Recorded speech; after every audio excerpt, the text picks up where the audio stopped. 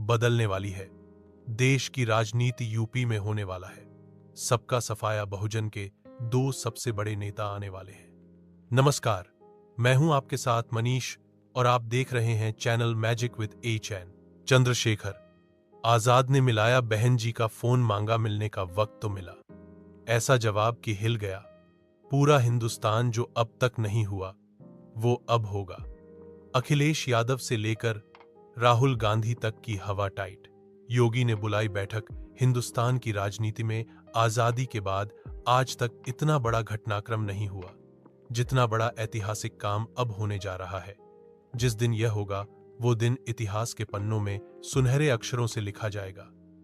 और उस दिन पूरे देश में सिर्फ एक ही चर्चा होगी, एक ही नाम गूंजेगा चारों तरफ, वो और साथ ही नीला झंडा भी लहराएगा।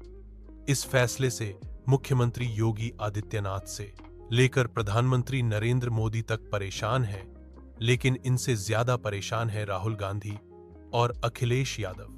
क्योंकि अखिलेश यादव की तो पूरी राजनीति ही दांव पर लग गई है।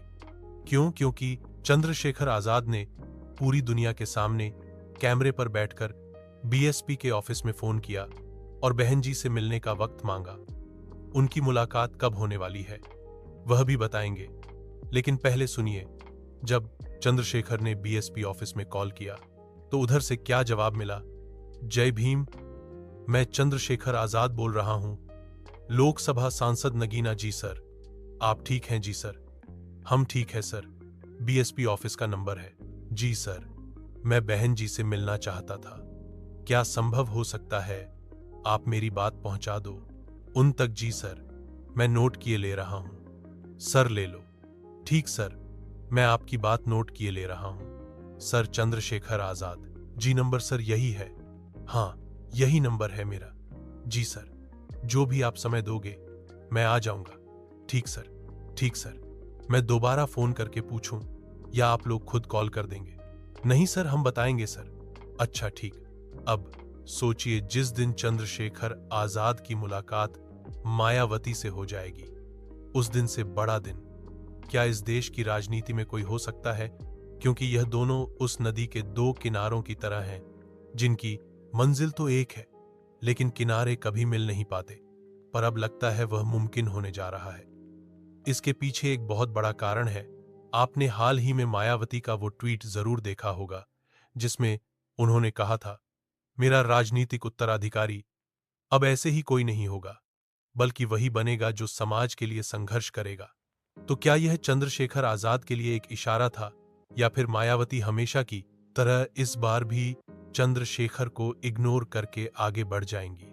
क्योंकि जो काम चंद्रशेखर आजाद ने किया है वह कोई भी नेता नहीं करता। उन्होंने एक तरह से अपनी पूरी पार्टी को एक तरफ रख दिया और मायावती से मुलाकात को प्राथमिकता दी है। अब उनकी ही पार्टी के नेता सवाल उठा सकते हैं कि बहन जी तो हमारे खिलाफ चुनाव लड़ती हैं, तो आप उनके ऑफिस में फोन क्यों कर रहे हो? ऐसा आज तक किसी ने नहीं किया। इससे आपकी सारी राजनीति खतरे में पड़ सकती है। लेकिन चंद्रशेखर आजाद हमेशा से कहते आए कि वे मायावती को अपना नेता मानते हैं और उन्हें बड़ी बहन की तरह सम्मान देते हैं। इसका उदाहरण तब देखने को मिला जब BJP सांसद उदित राज ने मायावती पर अभद्र टिप्पणी की थी और चंद्रशेखर आजाद खुलकर उनके समर्थन में आ गए थे। लेकिन क्या अब उन्हें बुआ का वह प्यार मिलेगा जो कभी अखिलेश यादव को मिल गया था? हम आपको मिलने का समय भी बताएंगे, लेकिन अभी तक चंद्रशेखर आजाद को BSP ऑफिस से कोई कॉल वापस नहीं आया है। लेकिन सोचिए, अगर मायावती इस मुलाकात के लिए मान जाती हैं तो वह दिन कितना बड़ा दिन होगा, और उस दिन कोई और खबर इसके आगे टिक नहीं पाएगी। क्योंकि अगर यह दोनों नेता एक साथ आ गए तो 2027 के नतीजे क्या होंगे यह किसी को बताने की जरूरत नहीं है।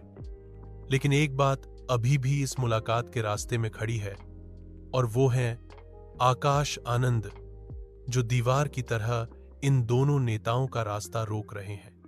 हालांकि मायावती ने यह साफ कर दिया है कि केवल भतीजा होने की वजह से कोई उनका राजनीतिक वारिस नहीं बन सकता।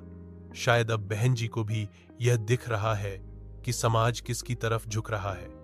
खैर, आप हमें कमेंट करके बताइए क्या बहन जी को चंद्रशेखर आजाद से मुलाकात कर लेनी चाहिए या नहीं?